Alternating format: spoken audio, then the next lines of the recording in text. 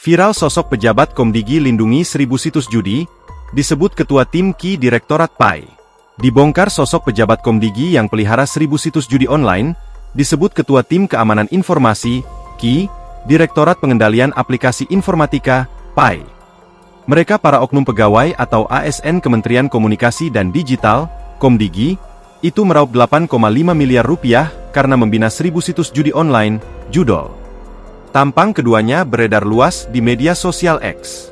Salah satunya akun Partai Sokmed yang mengunggahnya pada Jumat, 1 November 2024. Kedua pegawai Kementerian Komunikasi dan Digital, Komdigi, itu disebutkan akun Partai Sokmed atas nama Denden Imaduddin Soleh, DIS, sebagai Ketua Tim Keamanan Informasi Direktorat Pengendalian Aplikasi Informatika.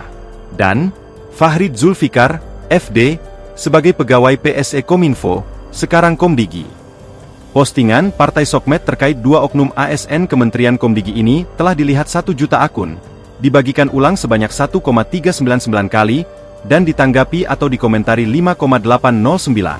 Salah satu pejabat Komdigi yang ditangkap, Denden Imaduddin Soleh, Ketua Tim Keamanan Informasi Direktorat Pengendalian Aplikasi Informatika, tulisnya. Akun Partai Sokmed juga mengunggah foto salah satu pegawai atau ASN Kementerian Komdigi lainnya. Sejak direkrut oleh Bandar Judi Online akhir tahun 2022, pegawai PSE Kominfo, sekarang Komdigi, ini suka pamer gonta-ganti mobil limited edition. Kemarin dia sudah ditangkap. Tulis akun Partai Sokmed yang telah terverifikasi.